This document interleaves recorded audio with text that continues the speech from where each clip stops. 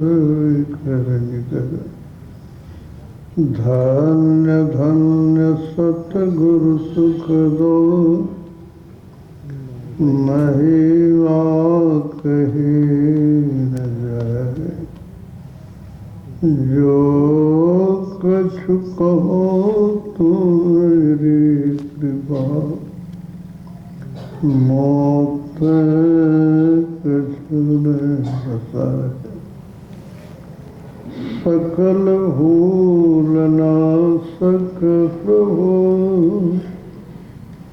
सतगुरु परम कृपा।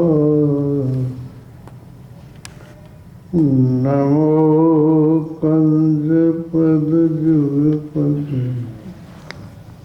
सुनो प्रभु जरंगा। दया दृष्टि करिना सिए, मेरो भूल यरु चूक। खरो तीक्ष्ण बुद्धि मोरिना, पांजो कहूँ। बोलिए श्री सद्गुरु महाराज की जय। श्री सद्गुरु महाराज की जय। श्री सद्गुरु महाराज की जय। आदरणीय धर्म प्रेमी सज्जन वृंद, धर्मानुरागिनी माताओं एवं बहनों, किसी काम को करने के लिए पहले उसको समझना पड़ता है। यदि समझेंगे नहीं तो करेंगे क्या सा।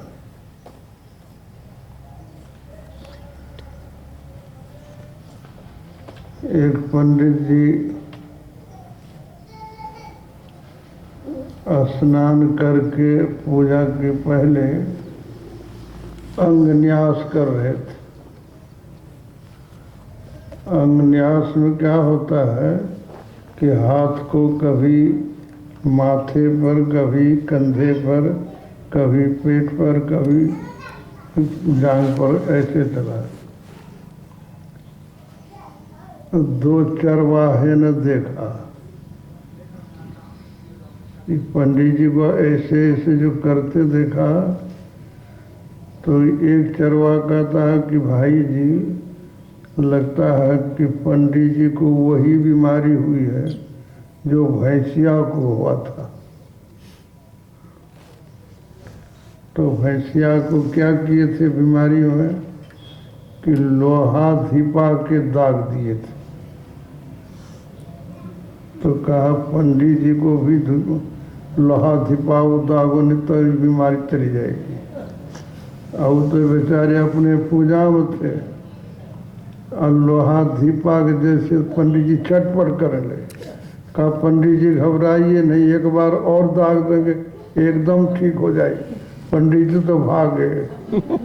समझे? तो समझा नहीं कि पंडित जी क्या कर रहे हैं।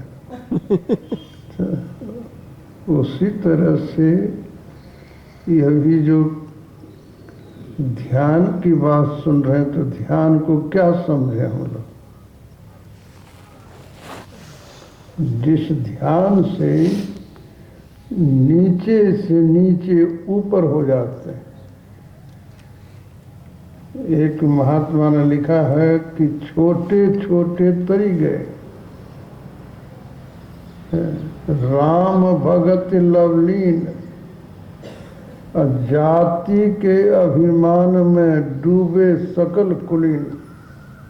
अहंकार में कितने लोग संसार में डूब गए, और छोटे छोटे जैसे रात सोते सबरी जाति की भिलनी मुसरनी थी।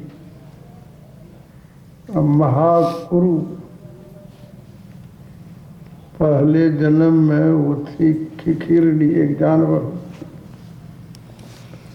बैटरी खत्म हो जाएगी। उसको लग गई प्यास,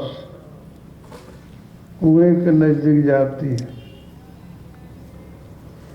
और वहाँ तो पानी था नहीं, तो लगी ढूंढने। संजोग से साधु महात्मा वहाँ बैठकर भोजन किए थे। अब कुल्ला आचमन जो किए थे तो वही पानी एक छोटे से गड्ढे में जमा था। वो तो प्यासी थी, वो पानी पी गई। तो साधु संतों के जूठा पानी पीने से वह जब मरती है तो रानी हो गई। देखिए संतों का प्रभाव कैसा होता है। नारद जी के बारे में भी है कि दासी के पुत्र थे नारद जी, और दासी जिस राजा के यहाँ थी वहाँ संत महात्मा ऋषि मुनि आते थे और उन्हीं का जूठा भोजन नारद जी को भी खिला देते थे। तो देवताओं के ऋषि हो गए। संतों के उच्छिष्ट भोजन से का कैसा प्रभाव पड़ता। तो वही हुआ, सबरी रानी हो गई। और इसको संतों का संस्कार, वो चाहे कि सत्संग में जाओ तो राजा बोध करे, वो कहे रानी हो के तुम सत्संग में जाएगी, ये कभी नहीं हो सकता। बहुत निवेदन करती है, प्रार्थना करती है।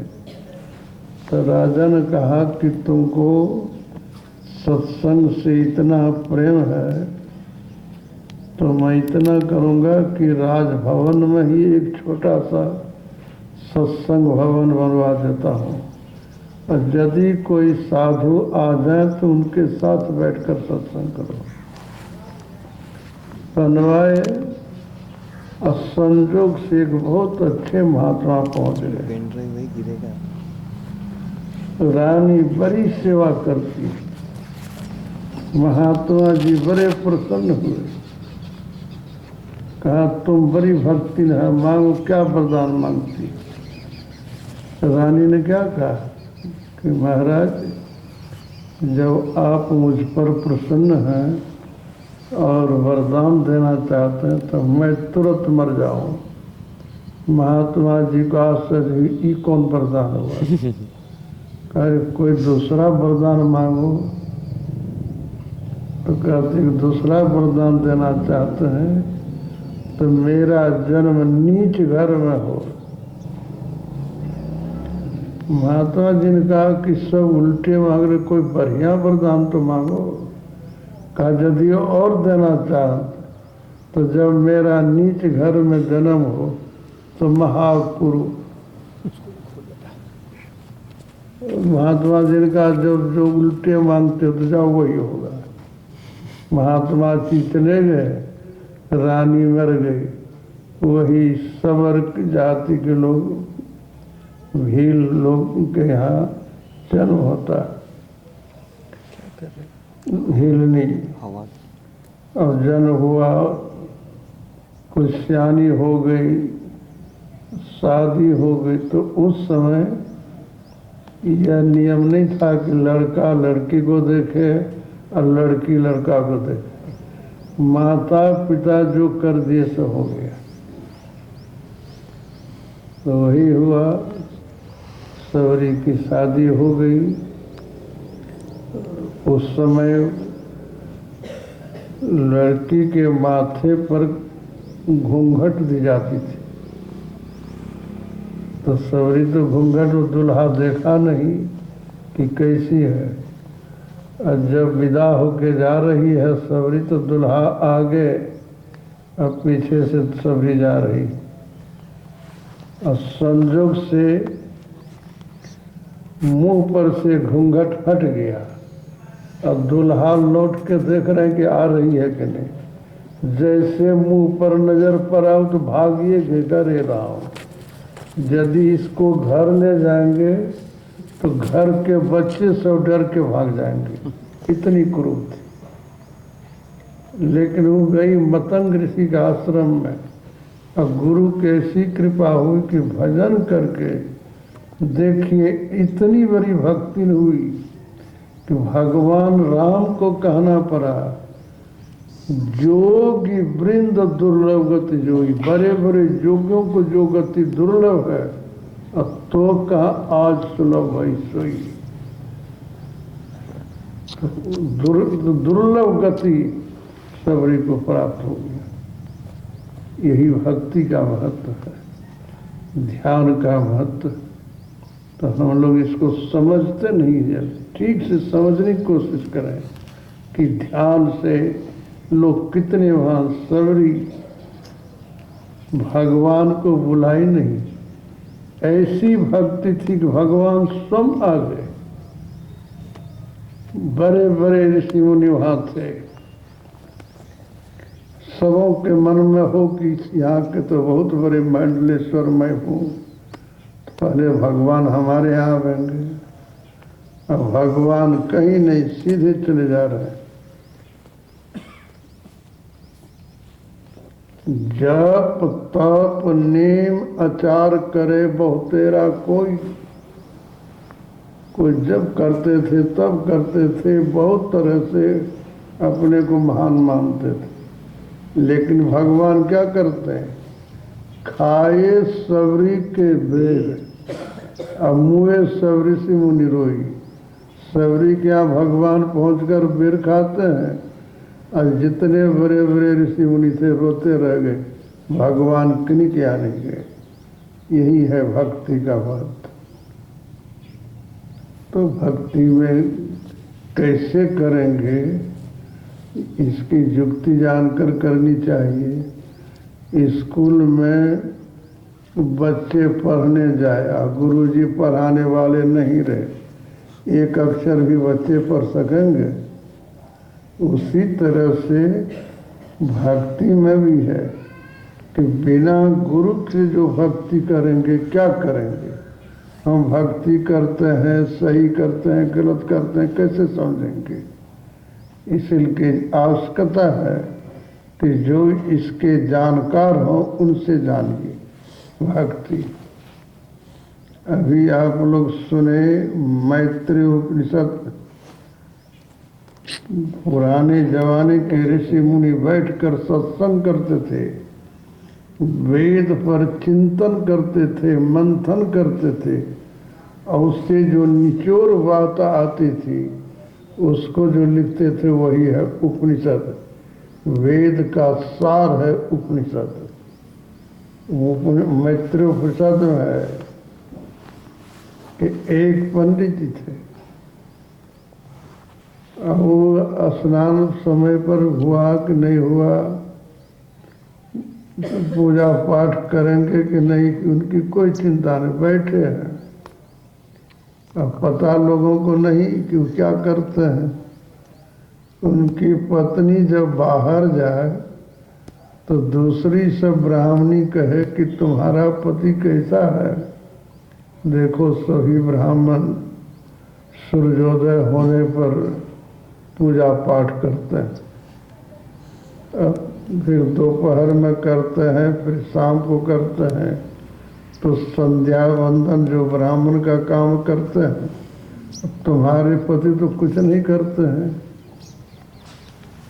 वो आके कहे कि देखिए लोग क्या कहते हैं, आप भी कुछ कीजिए। ये चुपचाप सुन ले, कोई जवाब नहीं दे। एक दिन बहुत सी महिलाएं इनकी पत्नी को बहुत दुत्कारने लगी कि तुम काहे नहीं कहती है, कैसे तुम रह रही हो। वो भी आके लगी झाड़ने कि लोग देखे तो कितनी बात बोलते हैं, और आप ब्राह्मण होकर पूजा पाठ क्यों नहीं करते, संध्या बंधन क्यों नहीं करते। तो पंडित जी कहते हैं सुनो,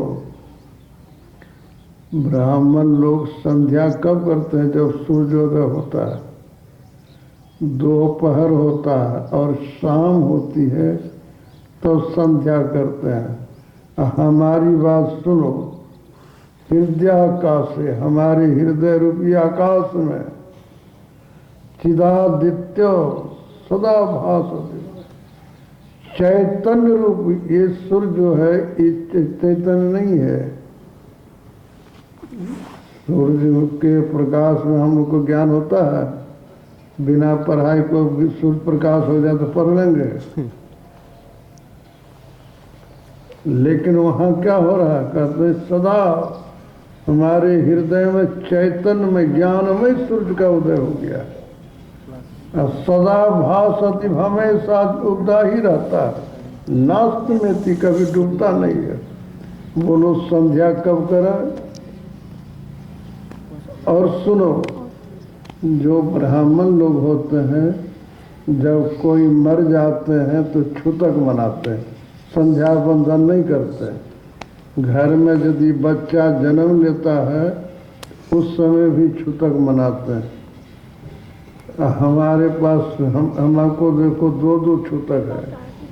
पहला छूतक क्या है? मृता मोहमयी माता। मोह मने अज्ञानता रूपी माता मर गई, एक छूतक यह हो गया। जातो बोधमयम सुतम, याद रखिए, आंख बंद करने पर जो अंधकार देखते हैं यही है अज्ञानता।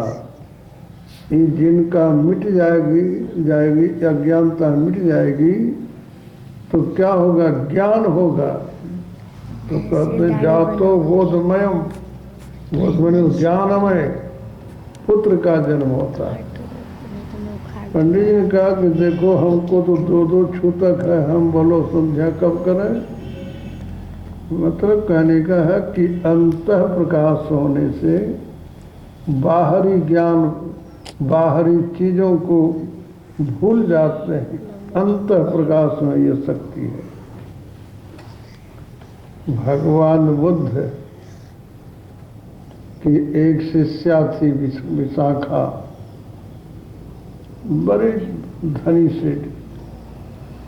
उसकी जब शादी होने को है तो राजगीर के राजा बिंबिसार बारात में गए थे। अब बारात में जब राजा गए तो कितने सिपाही मंत्री वर्ग सभी गए होंगे। और उसकी शादी में आजकल तो रात में बारात आती है और सवेरे विदा, और वहाँ सो नहीं हो रहा। 6 महीने तक बारातियों की विदाई नहीं हुई। क्यों विदाई नहीं हुई? तो विशाखा के जो पिता थे एक हार बनवा रहे थे, जिस हार के बनने आज से 2500 वर्ष पहले की बात है, 9 करोड़ रुपये लगे थे।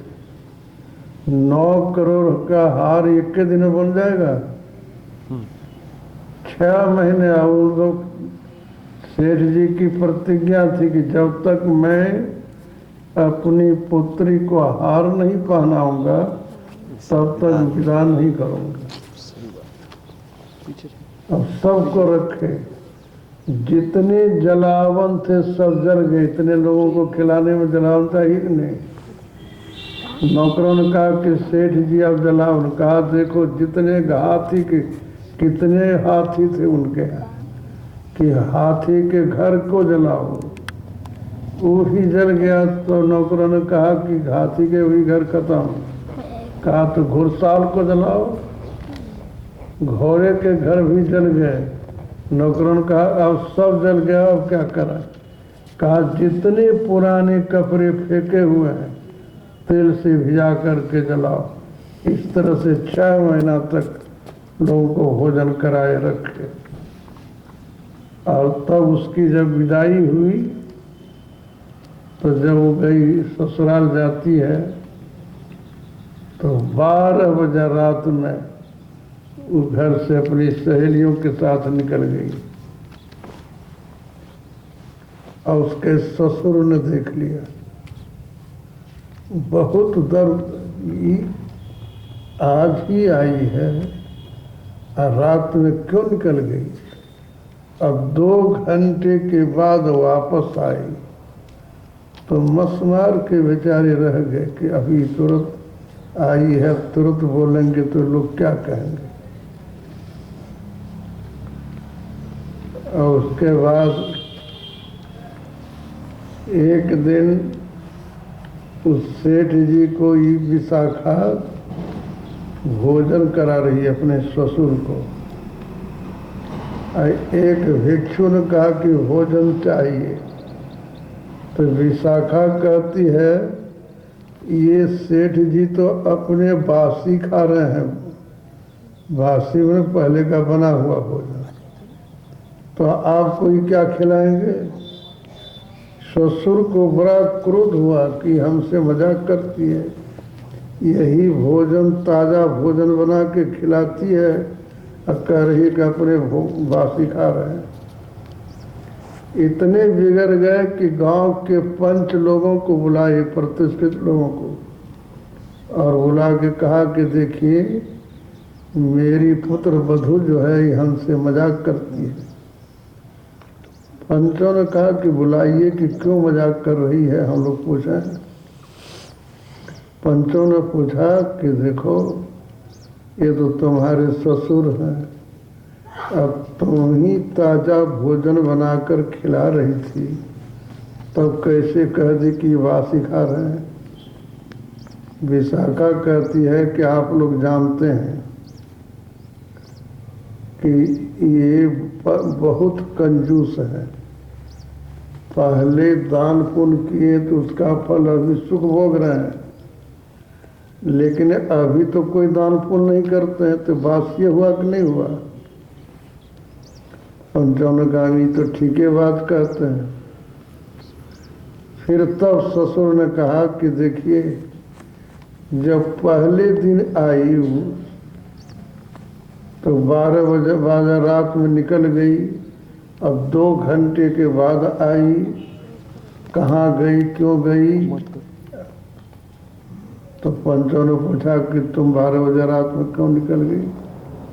कहा घुड़साल में एक घोड़ी बच्चा दे रही थी, घोर कष्ट था उसको, मुझे बर्दाश्त नहीं हुआ तो मैं अपनी सहेली के साथ गई, पानी गर्म किया, घोड़ी को सेके, बच्चा जन्म लिया, बच्चा को नहला के जब दूध पीने लगा तो हम लोग वापस आए।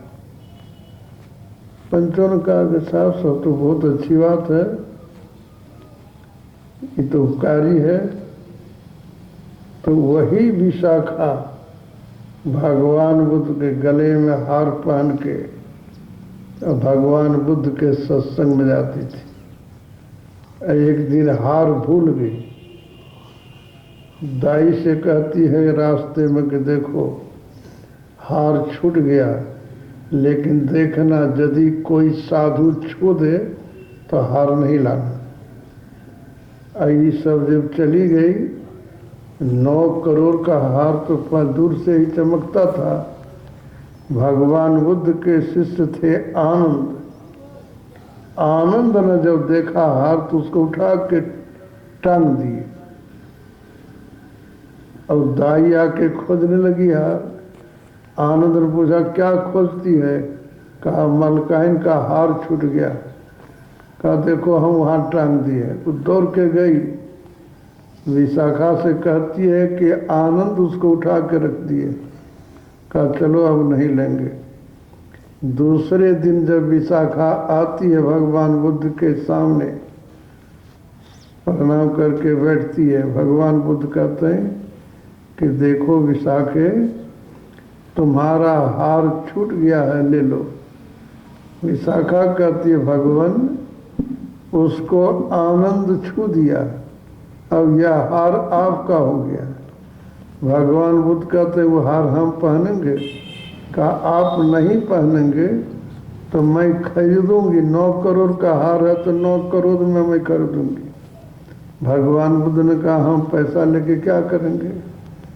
विशाखा ने कहा यदि आप पैसा नहीं लेंगे तो उस पैसे से मैं सत्संग मंदिर बनाऊंगी। 9 करोड़ अपने ओर से, 9 करोड़ का हार और 9 करोड़ अपने 18 करोड़ में सत्संग भवन, उसको कहते थे महाविहार। तो सत्संग महाविहार बना। अब भगवान बुद्ध को उसमें ले जाके सत्संग करवाई। तो उस सत्संग में 9 करोड़ खर्च करती है, 27 करोड़। कितनी श्रद्धा प्रेम देखिए वो विशाखा को कि 27 करोड़ खर्च करती है। और एक दिन ऐसा हुआ कि भगवान बुद्ध के सत्संग में विशाखा नहीं जा सकी और उसकी सखी सहेली सब गई, तो उस सबको साधु संतों का क्या कदर। कोई हल्ला करने लगी, कोई गप करने, कोई नाचने लगी। भगवान बुद्ध को बड़ा दुख हुआ, योग बल से घोर अंधकार कर दिए। अंधकार में सब रोने चिल्लाने लगी, फिर प्रकाश करते हैं। अब तक भगवान बुद्ध कहते हैं कि देखो तुम लोग अभी हंसी करती थी, अरे सुनो, कौन हंसो, इस संसार में हंसने की कोई बात नहीं है। किमानंदो, कोई आनंद नहीं है। नित्यम पज्जलते सती, संसार जल रहा है।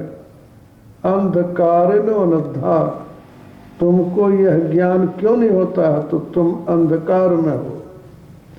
प्रदीपम न गवेषथ, प्रकाश की खोज क्यों नहीं करती। जिस प्रकाश से ज्ञान होता है वह प्रकाश हम लोग के अंदर में है। अंदर के अंदर में खोज करेंगे तो प्रकाश मिलेगा। इसको कर्म जो जिन्होंने खोजा, जिन डोरा तिन पाया, जो इस प्रकाश की खोज किए। भगवान श्री राम हनुमान जी से भी कहते हैं, बहु शास्त्र कथा कंथारो मंथन वृथैव किम, के ऐ हनुमान। हनुमान जी बड़े शास्त्रज्ञ थे। भगवान राम कहते हैं कि हनुमान बहुत से शास्त्रों को मथना छोड़ दो। हनुमान जी हाथ जोड़ के कहते हैं तो भगवान तब क्या करें। भगवान राम कहते हैं अनवेष्टव्यम परजतनेनो मारुते ज्योतिरांतरम, कि हनुमान अपने अंदर में जो प्रकाश है उसकी खोज करो। तो हम लोग तो सुनते हैं, खोजते नहीं हैं। लेकिन हनुमान जी तो भगवान के भक्त थे। भगवान ने कहा, हनुमान जी उसकी खोज किए। अब खोज किए तो प्रकाश जब मिल गया तो क्या हुआ, थोड़ा विचार कर देखिए कि भगवान श्री राम जब लंका रावण से युद्ध करने जा रहे थे तो समुद्र पर पुल बंधवा के गए, पैदल नहीं जा सके भगवान राम। हनुमान जी सीधे फान गए। प्रकाश में कितनी शक्ति है कि आकाश में उड़ सकता है। सीधे फान के चले गए लंका। गए, सीता जी से भेंट होती है और उसके बाद वृक्ष पर चढ़ते हैं। अब जो फल, पका हुआ फल खाए, कच्चा तोड़ कर फेंके। रावण का पुत्र आया, उसको ऐसा मारा मरिए। रावण को बहुत क्रोध का, कौन बंदर है पकड़ के लाओ। तो हनुमान जी को तो लीला दिखानी है। पकड़ में आ गए, मेघनाथ पकड़ के ले गया। रावण ने कहा कि देखो, बंदर को पूंछ प्यारी होती है, इसके पूंछ पर कपड़े लपेटो और उसको तेल में भिजा दो, आग लगा दो, छटपटा के मर जाएगा। तब तक हनुमान जी शांत हैं। कपड़ा लपेट दिया, तेल भिजा के जब आग लगाया, अब तब जब हनुमान जी फानने लगे तो समूचे सोने की लंका, सोने में आग लगती है, कभी सुने? सोने को आग में दीजिए तो सोना चमकता है। और वहाँ सोने के लंका को हनुमान जी भस्म कर दिए। ये प्रकाश के ध्यान में इतनी शक्ति होती है। इसलिए प्रकाश की खोज करने के लिए भगवान राम ने कहा, भगवान बुद्ध ने कहा, संत लोग भी कहते हैं। अभी आप लोग सुने संत कबीर साहब की बात। हम चाले अमरापुरी। अमरापुरी जानते हैं? अमरापुरी जहाँ की जिसका कभी नाश नहीं होता। कहता हम गए वहाँ। कैसे गए? टारे टूरे टाट। टाट कहते हैं पर्दा को, कि सब पर्दों को टार कर, जैसे हम लोग आंख बंद करते हैं, पहला पर्दा है अंधकार, उसको जो पार करते हैं प्रकाश मिलता है। उसको भी जो प्रकाश पार करते हैं तो शब्द मिलता है। तो ये सब पर्दों को पार किए वो, या ऐसे भी ले सकते हैं इस शरीर में, जिस शरीर में हम लोग हैं, यह स्थूल शरीर है, इसके अंदर सूक्ष्म शरीर है, सूक्ष्म के अंदर कारण शरीर है, कारण के अंदर महाकारण शरीर है, और उसके अंदर में चेतन शरीर है। ये योग शास्त्रों में है इसका वर्णन। तो ये पांचों शरीर को पार कर गए। कल साहब कहते हैं टारे टूरे टाट, आवन हो तो आइयो।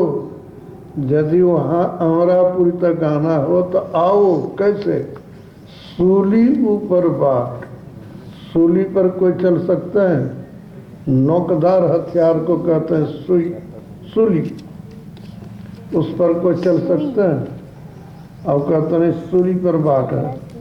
बाट में रास्ता सूली पर है। यही समझने की जरूरत है। पहले जमाने में लोगों को सजा में सूली दी जाती थी।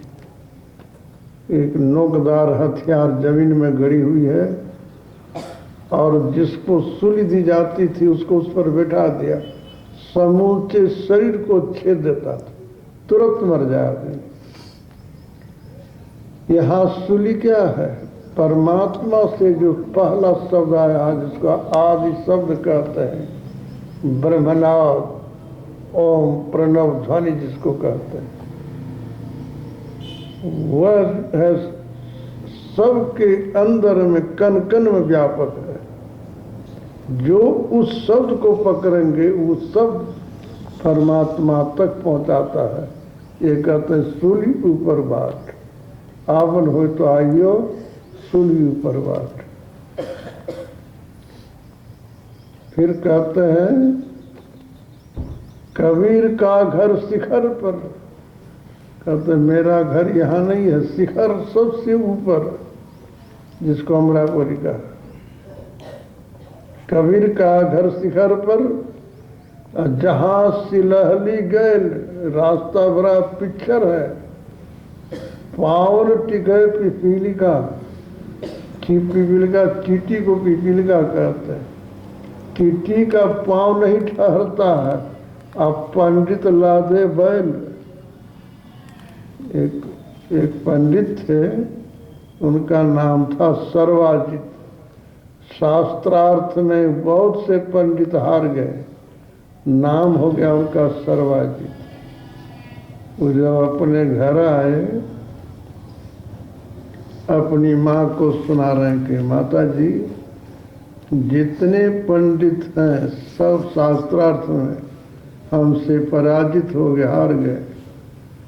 मेरा नाम सबों ने सर्वाजित रखा, लेकिन उनकी माँ संत कबीर को जानती थी। वो कहते हैं बेटा, मैं सर्वाजित तब तुमको मान लूंगी जब तुम कबीर को जीत लो। तो पंडित जी समझे कि कबीर कोई बड़े विद्वान पंडित होंगे, बैल पर किताब लाद कर चले शास्त्रार्थ करने। और जब गांव के नजदीक पहुंचे, कुएं पर पनिहारिन सब पानी भर रही थी। तो पंडित जी पूछते हैं कि बोलो कबीर का घर किधर है? वो पनिहारिन ही कहती है कि कबीर का घर। अरे कबीर का घर शिखर पर, पहाड़ के ऊपरी चोटी पर, और जहाँ सिलहली गए इतना पिछल रास्ता है, फिसलन है उसमें कि पाँव न टिके पिपील का, चीटी का पाँव तो टिकवे नहीं करता है। अब पंडित लादे बैल लाद के कैसे जाइएगा। पंडित जी का तो होश उड़ गया कि भाई ये क्या बोल रही।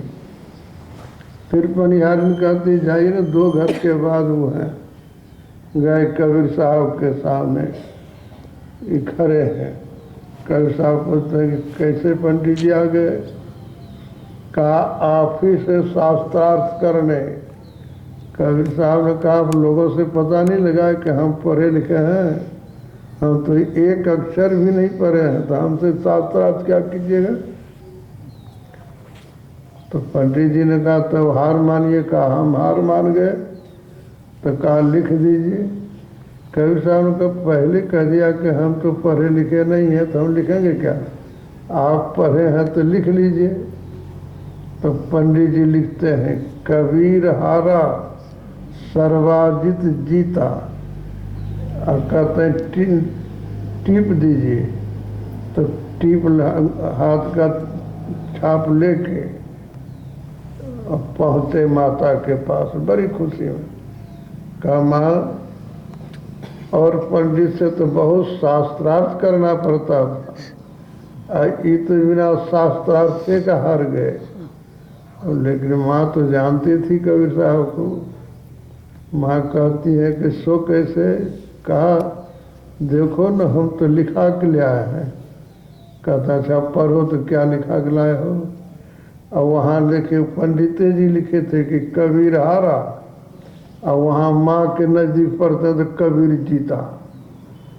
ये कौन विद्या है सो आप लोग कहिए।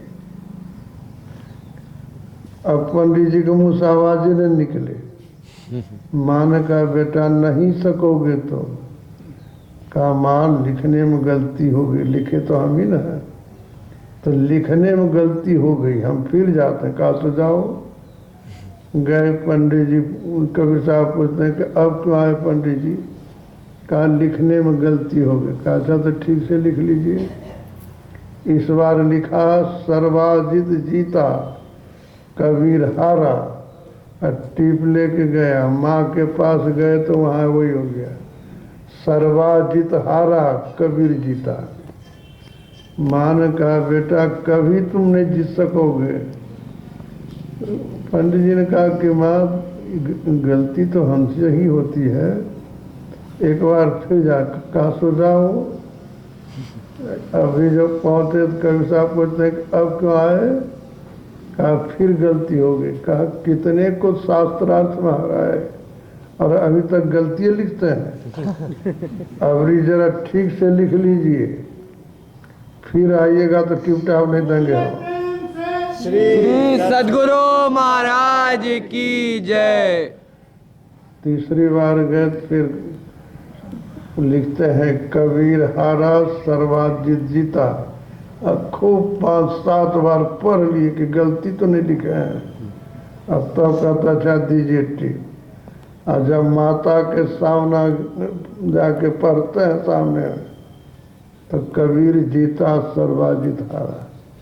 ये विद्या है दुनिया में कहीं किन्हीं के पास है कि लिखिए कुछ हो जाए कुछ। ये कौन विद्या है जो अंतर में चलते हैं, प्रकाश में शब्द को ग्रहण करते हैं, वो जो चाहें वो सो कर सकते हैं। इसलिए वो कहते हैं अरे जहान चींटी चढ़ी सके, ईश्वर तक जाने का रास्ता इतना बढ़िया है कि हाँ उस पर चींटी नहीं चढ़ सकती। राई ना ठहरा, सरसों कितना छोटा है वो भी नहीं ठहर सकता है। कैसे जाएंगे उस रास्ते पर। मनवा तहले राखिया तो ही पहुँचे जाए। मन सूक्ष्म है, मन स्थूल नहीं है। हाथ को, पैर को, आँख को, सबको अंग को देखते हैं। अब मन को देखते हैं, कहते हैं कि मेरा मन नहीं लगता है। अब मन को देखें कि कैसा होता है मन। मन सूक्ष्म है, वही जाएगा उस रास्ते पर। इस शरीर से जहाँ जाएंगे, वहाँ जहाँ भी जाके पूजा करेंगे, मन कभी वश में नहीं होगा, न पवित्र होगा। और इस शरीर के अंदर में आप चलेंगे, मन वश में हो जाएगा, पवित्र भी हो जाएगा। यही अंतर साधन का महत्व है। जहाँ न चीटी सरिस गए राई ना ठहरा, मनवा तहले राखिए तहीं पहुँचे जाए। कर्ता की गति अगम है, परमात्मा क्या करता है कौन जान सकता है। चल गुरु के उन्वान, परमात्मा को ऐसे नहीं जान सकते बिना गुरु से। अब गुरु जब बतला दिए तो हड़बड़ नहीं कीजिए, धीरे धीरे पाँव दे पहुँचोगे परमात्मा। तो इसका रास्ता जो है कैसा है, बारीक है। इसीलिए अभी आप सुने अंत में, खोजो पंथी पंथ तेरे घट भीतरे।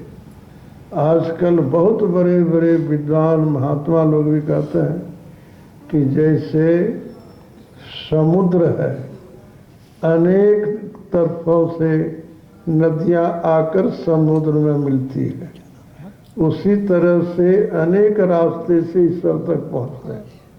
हमारे गुरु महाराज ने कहा कि कभी नहीं हो सकता ऐसा। इस पर थोड़ा ध्यान दीजिए कि ईश्वर तक जाने का रास्ता एक ही है, और लोग कहते हैं कि अनेक तरफ से आ सकता है। ईश्वर जब आपके अंदर में है, ये तो भी मान लेंगे कि जब ईश्वर सर्वव्यापक है तो आपके अंदर में भी है, और आप तो बाहर नहीं है, आप भी अपने अंदर में हैं। तो ईश्वर तक जाने के लिए रास्ता अंदर ही अंदर होगा। वो एक होगा कि दो होगा। कोई भी किसी भी धर्म के लोग जो ईश्वर तक जाएंगे वो अपने अंदर अंदर चलेंगे, सबका रास्ता एक ही होगा, वही अंतर का मार्ग है। इस रास्ते को खोज कीजिए, खोजो पंथ पंथी, अपने अंदर के रास्ते खोजिए। और वो रास्ता अपने अंदर है, तू और तेरो पीर भी घटी अंतरे। परमात्मा जीव दोनों एक ही जगह है। हाँ, लेकिन है एक जगह, फिर दर्शन क्यों नहीं होता है? तो क्या सुने अभी, तू उतर पर उत्तम मार्ग, एक ही जगह है। मान लीजिए एक कोठरी में आप 10 आदमी बैठे हुए हैं, अब बिजली गुम हो गई, अब 10 में से कोई किसी को देखते हैं? अंधकार के कारण नहीं देखते हैं। उसी तरह से परमात्मा जीव एक ही जगह, लेकिन अंधकार के कारण दर्शन नहीं करते। अंधकार को पार कीजिए, प्रत्यक्ष देखेंगे। यही काम गुरु करते हैं। उर्माही प्रभु गुप्त, अंधेरा छाए रहे। परमात्मा हम लोग के अंदर में है, गुप्त है, हम लोग हैं अंधकार में। तो क्या करेंगे? तो गुरु गुरु करत, गुरु जुक्ति बतलाते हैं कि अंधकार को कैसे पार करेंगे। गुरु गुरु करत प्रकाश, आप गुरु जुक्ति से ध्यान कीजिए, प्रकाश होगा। अब प्रभु को प्रत्यक्ष, जो जिनको नहीं देखते थे, प्रत्यक्ष दर्शन होगा। हरदम प्रभु रहे संग, कबहु भव दुख न टरे। परमात्मा हमेशा संग में है, लेकिन हम लोग दुख में है कि नहीं है? इस दुख से परमात्मा कभी आपको नहीं छोड़ेंगे। अब गुरु क्या करते हैं? भाव दुख गुरुदेव त्याग। अब प्रभु को प्रत्यक्ष है। भाव दुख से छूटने का तरीका गुरु जानते हैं कि कैसे। इसलिए बड़ा संत कवि साहब ने कहा, जो जैसा चंदा उगवही सूरज चढ़े हजार, एते चांदन हो दिया, गुरु बिन घोर अंधार। अभी सूरज उगा हुआ और आप लोगों के सामने यदि हम फारसी की किताब रख दें तो जो पढ़े हैं वो तो पढ़ लेंगे, जो नहीं पढ़ेंगे तो उनकी आँख तो ठीक है, पढ़िएगा। सूरज की तो रोशनी है ये है। तो आज गुरु यदि पढ़ाने वाले मिल जाए तो फारसी क्या, अंग्रेजी क्या, जो भाषा है सब भाषा को पढ़ सकते हैं। अपने देश में एक विद्वान हुए राहुल संकृतायन, 30 भाषा के जानकार थे। जिस समय भारत में राष्ट्रभाषा हिंदी हो, पंडित जवाहरलाल जी कहते थे कि नहीं हिंदी नहीं, हिंदुस्तानी,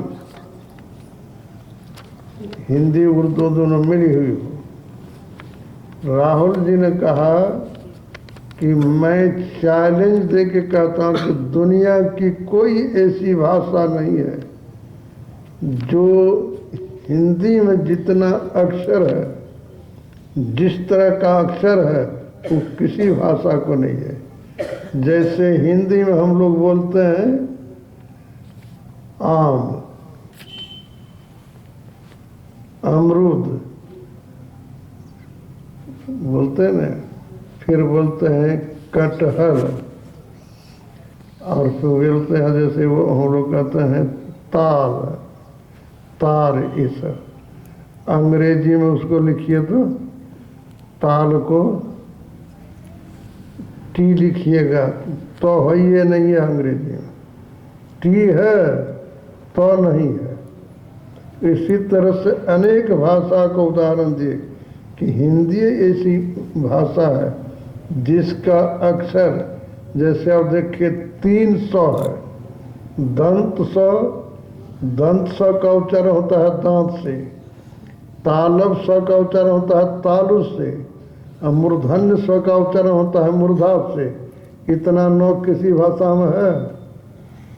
स है, तालब स ताल से उच्चारण होता है, और दंत स दांत से उच्चारण होता है।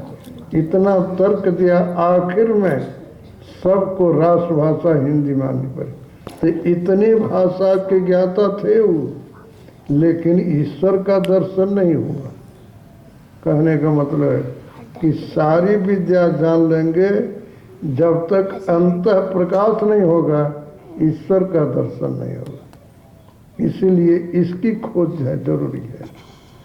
इसी के लिए इसके साधन है। संत लोग कहते हैं भाई इसकी साधना कीजिए, साधो सब साधना कीजिए। प्रकाश की खोज, अब प्रकाश की खोज करने के बाद तब शब्द मिलता है, तो उसकी भी साधना है। क्यों? तो यही शब्द से प्रगट भाई सारी सृष्टि शब्द से हुई है। सोई शब्द कह लीजिए, शब्द माया जगुत पानी, शब्द के पसारा। कहे कबीर जहाँ शब्द होत है तवन भेद है न्यारा। तो ये सब शब्द प्रकाश, हाँ, लेकिन इसके पहले आरंभ होता है जप से। पहले जप का, गुरु मंत्र का जप करेंगे, मन को सिमटता है, एकाग्र होगा, तब मानस ध्यान करने की योग्यता बढ़ती है। मानस ध्यान में यदि आप पूर्ण होंगे तो मन इतना सिमट जाएगा कि गुरु के रूप के बराबर रह जाएगा। 1999 ईस्वी में